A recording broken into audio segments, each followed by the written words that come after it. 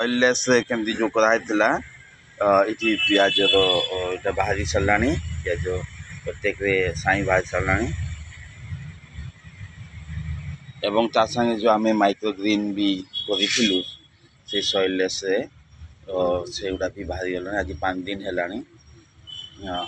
5 दिन भर पूरा बढ़िया कि बाहरी जाइए देखिए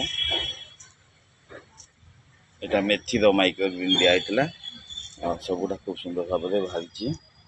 एवं ये आम गोटे मूला भी देलु मूला भी टे आसूसी कंपेरिजन एक्चुअली विथ सॉइल भी मुझे देखा